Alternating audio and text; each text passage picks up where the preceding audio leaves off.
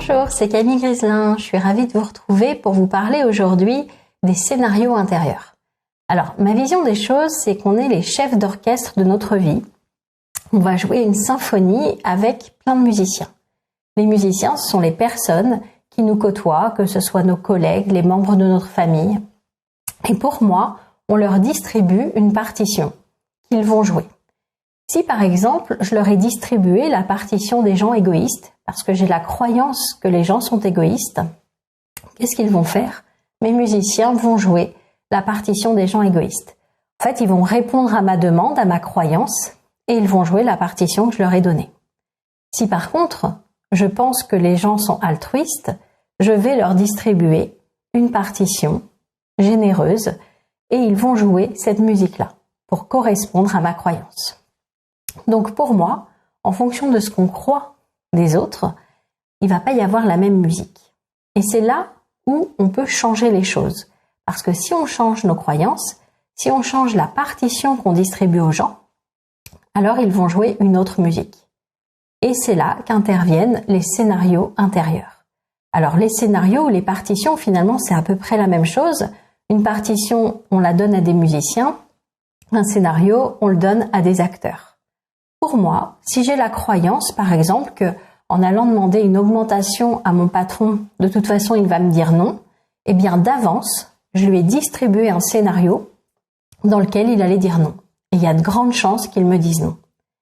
Si, par contre, j'envisage de lui donner une autre partition, un autre scénario, dans lequel il va dire oui, il y a plus de chances que ça arrive. Parce que l'autre va se comporter de la même façon qu'on croit qu'il va se comporter. Donc, si je crois que de toute façon c'est voué à l'échec, moi-même, je vais me comporter comme quelqu'un qui sait qu'il ne va pas avoir son augmentation. Je vais peut-être y aller en étant en colère, en étant la tête basse, pas souriante, parce que j'ai anticipé la réaction de l'autre négativement.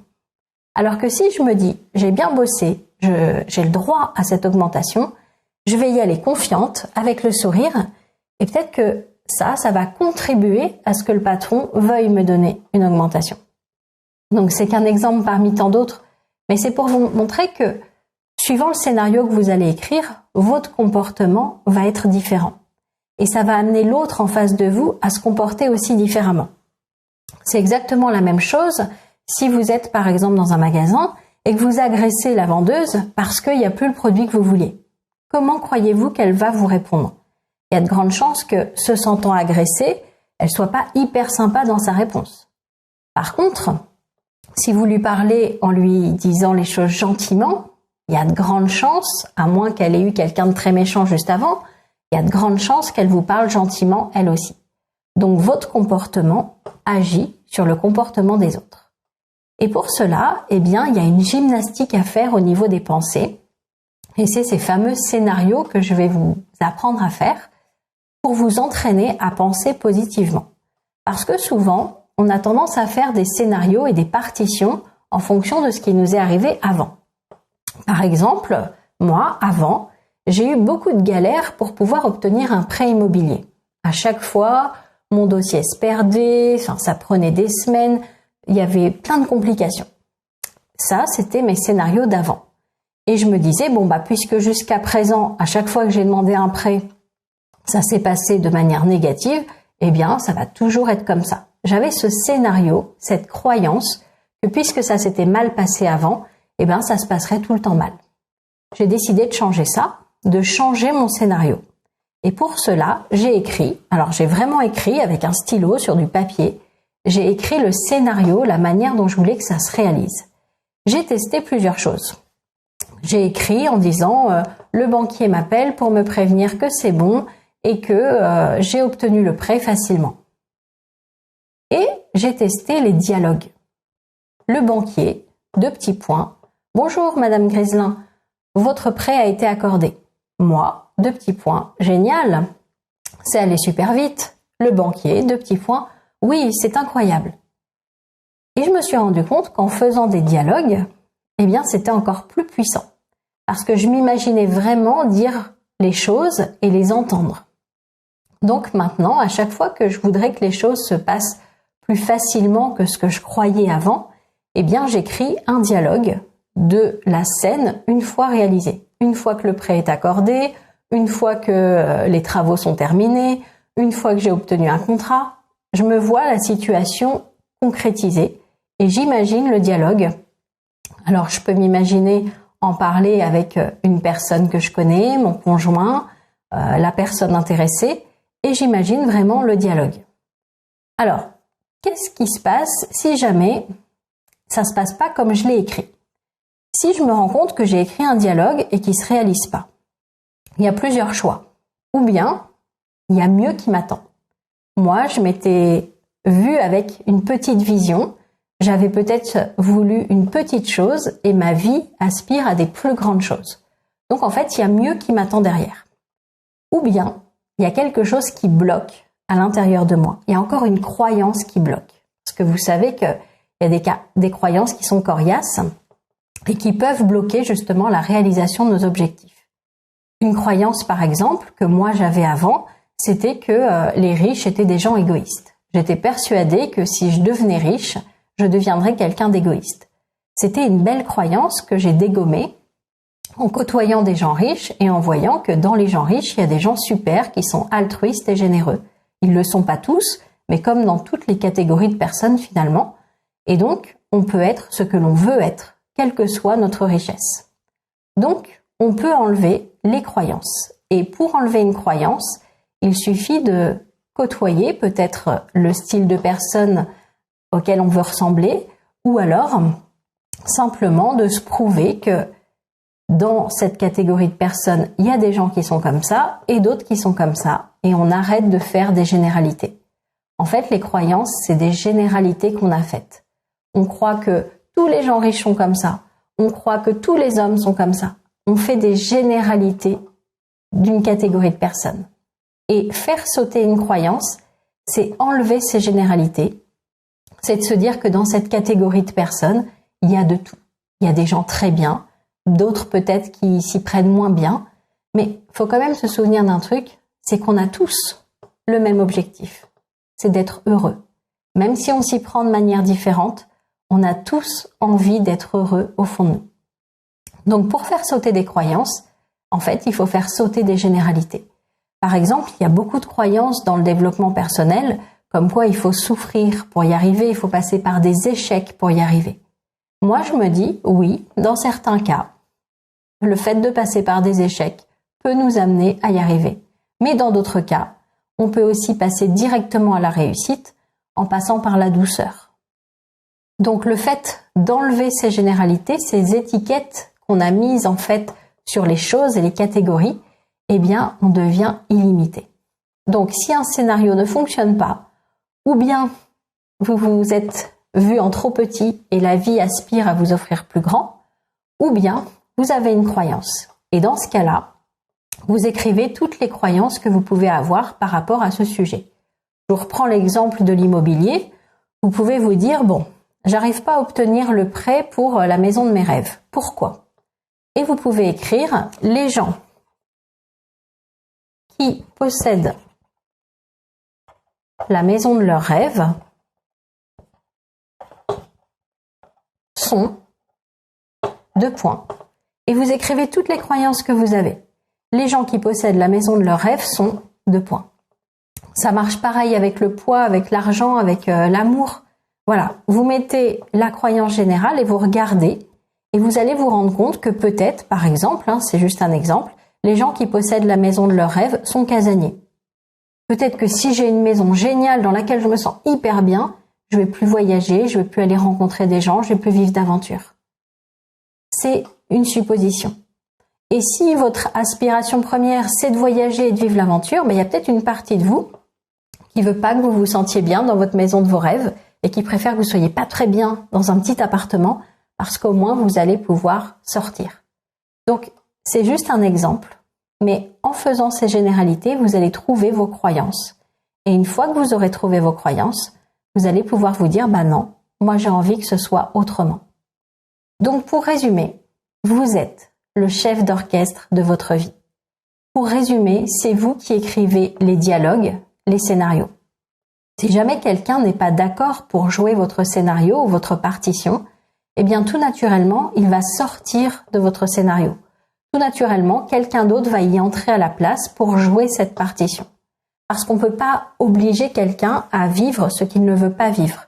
Si vous avez quelqu'un dans votre vie qui vit ça avec vous, c'est qu'il est d'accord pour le vivre. Donc c'est souvent ça en amour ou avec un patron, etc. Tant que vous acceptez, par exemple, d'être la victime et lui le bourreau, eh bien, c'est parfait. Mais si l'un des deux ne veut plus jouer ce rôle-là, ou bien l'autre va arrêter de le jouer aussi, ou bien il va sortir du scénario et quelqu'un d'autre va y entrer. Donc, vous êtes le chef d'orchestre, vous distribuez les partitions et les scénarios, c'est vous qui décidez. Et si jamais ça ne se réalise pas comme vous l'avez écrit, souvenez-vous, ou bien vous avez vu les choses en trop petit et vous aspirez à beaucoup plus grand, ou bien il y a une croyance à l'intérieur de vous qui vous bloque et ça va être le moment de faire l'enquête, d'aller voir quelle est la généralité qui est derrière tout ça. Je vous donne un autre exemple de généralité qui a beaucoup. Les personnes qui veulent mincir et qui n'y arrivent pas, parce que quand elles écrivent « les gens minces sont », eh bien souvent stressés, sont toujours dans le contrôle, sont aigris, sont... Et en fait, il n'y a que des qualificatifs négatifs avec les gens qui sont minces. Donc, dans leur tête, c'est impossible qu'elles deviennent minces parce qu'elles ne veulent pas devenir ces gens stressés. Donc, pour pouvoir débloquer une situation, il faut supprimer les généralités. Et il faut vous dire que dans les gens minces, il y a des gens stressés, mais il y a des gens très zen, que tout est possible. Donc, à vous de démasquer vos croyances et d'écrire vos scénarios. Je vais vous proposer maintenant une séance d'hypnose qui va durer à peu près 20 minutes.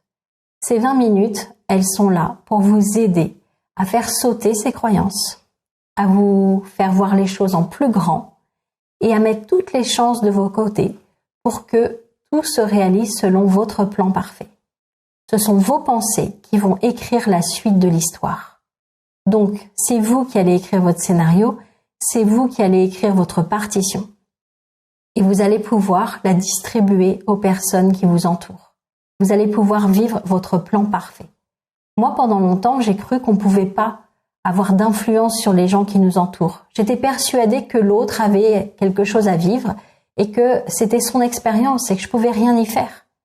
Mais dès lors que ça agissait sur moi, dès lors que ça me rendait malheureuse, eh bien, je pouvais agir dessus.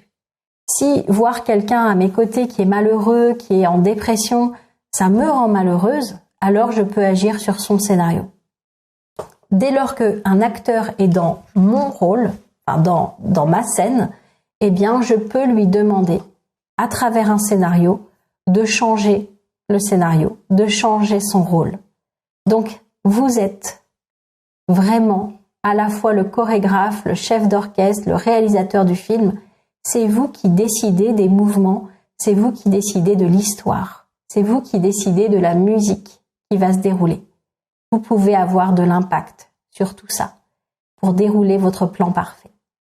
Donc pour la séance d'hypnose, je vais vous inviter à vous installer confortablement. Voilà, vous pouvez vous allonger, vous pouvez rester assise mais plutôt avec la tête soutenue et vous allez pouvoir simplement fermer les yeux.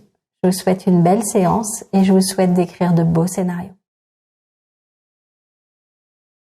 Je t'invite à t'installer confortablement et à fermer les yeux. Aujourd'hui, j'aimerais que tu prennes conscience de ta capacité à réécrire ton scénario de vie, du pouvoir de tes pensées sur ce que tu vis. Et pour prendre conscience des choses, c'est important d'aller chercher ces choses dans l'inconscient. Un peu comme si tu devais ouvrir la boîte pour prendre conscience de ce qui se trouve dedans. Je ne sais pas si tu te souviens avoir inventé des scénarios quand tu étais enfant, avec les personnages avec lesquels tu jouais. Mais ce qui est sûr, c'est qu'il y a un scénariste extraordinaire à l'intérieur de toi. Il est capable de piocher dans tout ce qu'il a vu, lu, entendu, ressenti, afin de créer le meilleur scénario possible. Seulement, je dois t'avouer quelque chose. Parmi toutes ces malles d'inspiration, que ce soit des choses que tu as vues en voyage ou dans les livres, il y a des mâles remplis de croyances dont tu n'as même pas conscience, des programmes qui se lancent à ton insu, comme des feux d'artifice que tu n'as pas allumés. Et même si c'est joli, il y a une partie de toi consciente qui est en train de m'écouter pour supprimer ces mâles de l'imitation. Elles sont remplies d'obligations, de souffrances, de mérites, d'efforts et de problèmes. Et je me disais que tes prochains scénarios pourraient s'en passer. Si tu éliminais toutes ces mâles de croyances, tes scénarios ne pourraient s'inspirer que du positif. Et c'est la raison pour laquelle chaque histoire aura comme bénéfice premier de vivre pleinement ton scénario parfait. Et quand je dis parfait, je ne parle pas de perfection. Je parle d'idéal pour toi, parce que chacun a un scénario idéal différent. Notre singularité détermine cet idéal. Et je ne sais pas à quel moment tu vas te sentir entrer en hypnose. Comme si tu entrais dans un nouveau pays, une sorte de monde extraordinaire, avec un grand portail en fer ouvert, sur lequel on pourrait lire « Pays de l'hypnose », un endroit où l'imagination et la réalité n'ont pas de frontières. Elles cohabitent, comme si elles parlaient la même langue.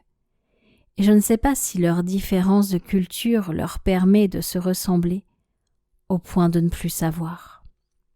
Parce que parfois, quand la confusion s'invite dans une séance d'hypnose, cela permet d'accéder plus facilement à la salle des programmations. Un peu comme la salle des coffres dans une banque. Le code pour y entrer est l'absence de logique, ce qui va permettre de subtiliser les anciens programmes pour te reprogrammer au positif. Exactement comme lorsque la veille et le lendemain se donnent la main autour d'aujourd'hui. Et si par moments une partie de toi se laisse bercer par mes histoires, c'est parfait. Je ne sais pas si tu connais la légende des 5 mondes qui se superposaient dans un seul et même château. Il faut dire qu'il abritait 5 personnes et que chacune, par sa différence significative, vivait dans un monde très différent, bien que sous le même toit. Par exemple, la fille Augustine vivait dans un monde féerique, fait de lutins et d'elfes, alors que son père, très cartésien, vivait dans un monde logique. Et pourtant, chacun avait un rôle à jouer dans le monde de l'autre. Par exemple, quand le père entrait dans la chambre de sa fille, Augustine voyait en lui le roi des 5 saisons. Et quand Augustine allait parler à son père dans ce bureau, il voyait une petite fille qui avait, logiquement, besoin de son père. 5 saisons dans un monde féerique, un rôle de père habituel dans un monde logique. Mais le plus étrange, c'est quand les mondes d'Augustine et de son frère Léon se superposaient. Augustine devenait la parfaite enquiquineuse pour le monde injuste de son frère, et Léon devenait le parfait chevalier torturé pour son monde de fées. Chacun acceptait de jouer dans le scénario de l'autre. Mais voilà qu'un jour, Léon fit entrer dans son monde un nouveau personnage, sa fée, ou plutôt son amoureuse, qui le fit beaucoup réfléchir à ses croyances envers la vie. Elle lui dit « Et si la vie était plus juste que ce que tu crois? Si ta sœur cherchait juste à jouer avec toi, parce qu'elle t'aime ?» Ces simples suppositions eurent l'effet d'un glissement de terrain dans le scénario de Léon. Et il comprit que peut-être en voyant les choses autrement, sa sœur pourrait changer.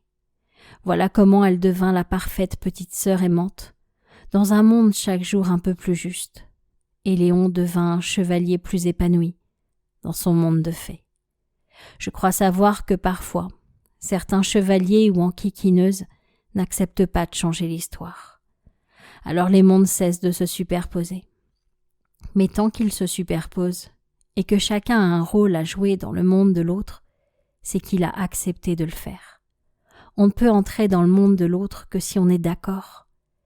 Et je ne sais pas si tu pourrais imaginer que chaque personne que tu connais vit dans son monde et que son monde se superpose avec le tien. Tant que vous vous côtoyez, c'est que chacun accepte de jouer le scénario de l'autre dans son monde. Et je ne sais pas quel nouveau scénario tu pourrais distribuer aux acteurs de ton monde. Dans ce village, on racontait la même histoire à tous les enfants. C'était une histoire qui déposait en eux des croyances positives sur le bonheur. On ne cherchait pas à les rendre forts, car la vie serait douce. On voulait juste leur donner une vision optimiste de la vie. On savait que plus l'enfant entendait que la vie était belle, plus elle le serait. Il se programmait ainsi à vivre de belles choses, à faire de belles rencontres, à vivre une belle histoire d'amour. Dans ces scénarios, l'enfant n'envisageait que ce qu'il connaissait, que ce qu'on lui avait inculqué. Un jour, un des enfants du village décida d'aller vivre une belle aventure, alors qu'il devait avoir 13 ou 14 ans, et il emprunta un beau chemin qui menait au village voisin. Dans ce village-là, les enfants n'avaient pas entendu la même histoire, et il découvrit l'un d'entre eux en train de pleurer. C'est la première fois qu'il entendait ce bruit. Il n'en revenait pas de voir de l'eau sortir de ses yeux. Il ne savait pas quoi faire. Applaudir pour ce tour de magie incroyable ou s'enfuir en courant. Lui, il ne savait pas ce que c'était la tristesse, parce qu'il avait tellement l'habitude de créer le meilleur dans sa vie que la tristesse en était absente, tout comme la colère d'ailleurs, parce que tout ce qu'il créait était bon pour lui. Il était créateur de tout et il était reconnaissant envers ses pensées. Dans son village, on ne priait aucun dieu, mais il y avait partout devant les maisons des habitants des sortes d'autels. C'était pour remercier les pensées de chacun. On leur offrait de belles choses comme des dessins ou des chants, des danses ou des silences, pour les remercier d'exaucer d'aussi beaux souhaits. Dans son village, on savait que le meilleur poussait mieux dans les terres de positivité. Alors il se dit que peut-être il pourrait aller raconter son histoire dans les villages d'à côté, que peut-être juste en entendant une autre possibilité, les autres changeraient leurs pensées. Et je ne sais pas ce qu'il se passerait dans ta vie, si là, maintenant, tu entendais cette histoire. Et si elle révolutionnait ton système de pensée pour créer le meilleur. D'ailleurs, dans cette nouvelle histoire qui est pourtant ancienne, j'aimerais te parler d'une famille anglo-saxonne qui avait une manière très spéciale de fêter Halloween.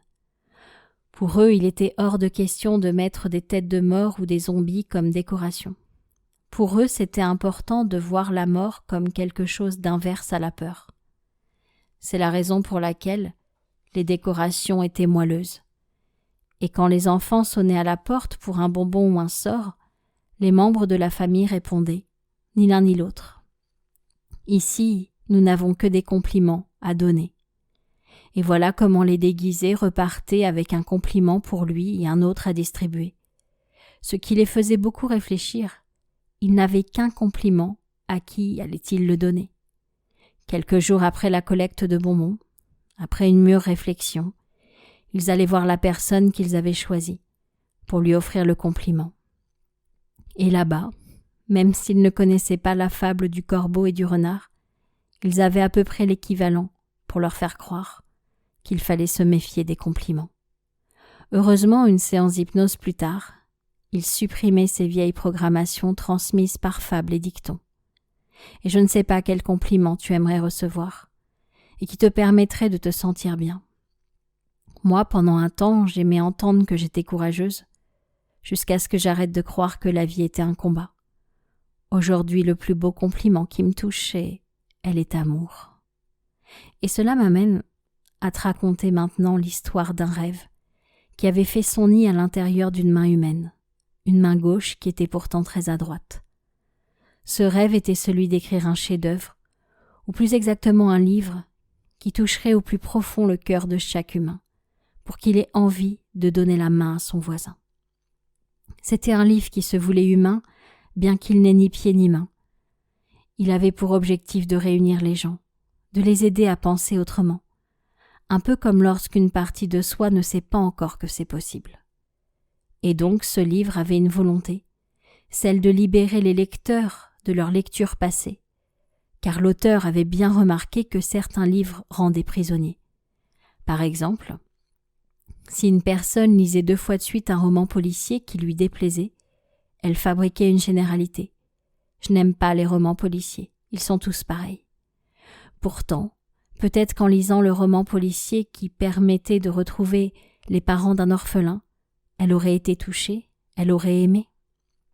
Donc ce livre permettait d'arrêter de croire à l'uniformité. Il mettait en valeur les nuances de la vie, d'écriture, d'être, et surtout, il permettait de supprimer les retours en arrière. Tu sais, ce que font ces personnages qui régulièrement font des bonds dans le temps pour reprendre leur rôle d'enfant, celui qui subit. Donc ce livre permettait de tourner définitivement la page du passé, comme si le cabanon au fond du jardin dans lequel on se réfugiait pour ressasser avait été démonté, laissant place à un coin de jardin idéal pour y déposer une balancelle. Tu sais, ce genre d'endroit où tu pourrais t'installer pour laisser le présent te bercer, comme s'il avait beaucoup plus de choses à t'apporter en t'offrant de l'inédit. Un scénario dont tes pensées présentes seraient les seules à décider. Et je ne sais pas ce que tu écrirais si tu te sentais que quelque chose en toi est en train de se créer, qui est de l'ordre du merveilleux. Ce que je sais, c'est que tu pourrais t'autoriser à vivre le meilleur des scénarios dans le présent. Et si je te parlais de cet enfant qui, devant la tour Eiffel, avait dit à son professeur « Elle est toute petite en fait ». Et le professeur lui avait précisé qu'elle mesurait tout de même 324 mètres. Et l'enfant avait répliqué « Moi j'ai vu une tour à Dubaï qui fait plus de 800 mètres ». Et le professeur n'avait rien dit. C'est vrai que 300 par rapport à 800 c'était petit. Cet enfant depuis le début de l'année l'avait surpris. Il avait une culture incroyable. Et quand on lui demandait comment il savait tout ça, il répondait « Parce qu'avec mes parents on adore voyager. Chaque année, ils me laissent choisir la destination. Et je choisis toujours là où il y a les plus grandes choses à voir. Les plus grandes chutes d'eau, les plus grands éléphants, les plus grands canyons. Et pourquoi est-ce que tu veux voir les plus grandes choses ? Bien, parce que je veux devenir un grand homme. Et pourquoi veux-tu devenir un grand homme ? Bien, parce que je veux faire de grandes et belles choses pour changer le monde. Moi aussi, je veux être une grande femme, avait dit Marie. Et je ne sais pas si tu es de ceux qui ne pensaient pas en grand, mais tu as la possibilité à cet instant de t'autoriser à voir les choses en grand, de t'autoriser à vouloir mieux, à vouloir t'épanouir, t'expanser, te déployer, évoluer. Un des besoins fondamentaux du bonheur, c'est justement de continuer à évoluer. Cela d'ailleurs me rappelle l'histoire qui n'a rien à voir de cette petite fille qui jouait au docteur avec toutes ses poupées et peluches. Dans sa chambre, elle avait installé plein de lits d'hôpitaux, avec des boîtes de céréales vides qu'elle avait recouvertes de feuilles blanches. Elle aimait ça, prendre soin des autres. Et parfois, elle faisait même des opérations très délicates. Elle ouvrait le ventre de ses nounours pour aller réparer leur cœur. Elle y déposait un joli cœur en pâte à sel qu'elle avait fabriqué et peint en rouge. Et elle refermait l'opéré avec du fil et une aiguille. Elle avait une patience incroyable, et plus elle prenait son temps, plus elle était précise, et plus la cicatrice était à peine visible. Tout le monde la destinait au métier de médecin. Et un jour, alors que des invités étaient à table avec eux, on lui demanda « Tu veux faire quoi plus tard ?» Et à la surprise de tous, elle répondit « Chef d'histoire ». « Chef d'histoire, comment ça ?» Eh bien, pendant longtemps, j'ai joué au docteur et toutes mes peluches et mes poupées tombaient malades pour me faire plaisir. Elles jouaient à aller mal et moi je jouais à les guérir. Mais je préférerais changer d'histoire. Je préférerais que mes poupées et les autres jouent à aller bien. Je me dis que je pourrais écrire plein d'autres histoires et les gens joueraient avec moi à ces histoires. Des histoires joyeuses, heureuses, merveilleuses. Des histoires où tout le monde va bien. Vous voulez jouer à aller bien avec moi ? Et c'est ainsi que cette ex-petite fille, un jour, utilisa des histoires pour permettre aux autres d'aller bien. Un peu comme je l'ai fait avec toi, en te racontant mes histoires.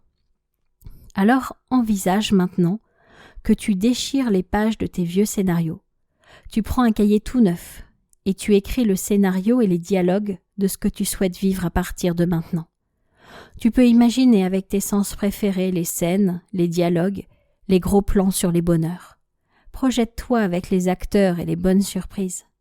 Parce qu'à partir de maintenant, tu écris ton scénario idéal de vie et tu le distribues à tous tes acteurs pour qu'ils le jouent avec toi selon ton plan parfait.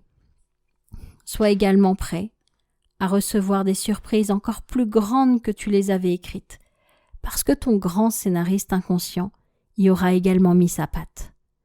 Imagine-toi d'ici quelque temps, heureux de constater que les acteurs de ta vie ont accepté de jouer ton scénario idéal, parce que tu as décidé d'avoir des croyances positives les concernant. Vois à quel point tu es épanoui.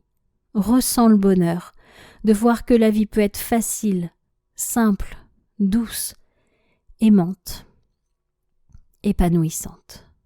D'ici quelques instants, la séance va se terminer et tu vas pouvoir en douceur revenir à la réalité, en sachant que ton inconscient va faire ce qu'il y a à faire pour que tes scénarios les meilleurs voient le jour. Tu vas devenir la personne qui concrétise ses pensées, qui réalise ses rêves. Tu vas penser positif et ce positif se produira dans ta vie. Et toutes les parties de toi vont pouvoir se retrouver facilement avec toute la douceur nécessaire à ton bonheur.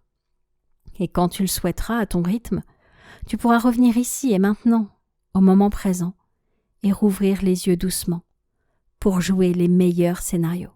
Je te souhaite beaucoup de bonheur.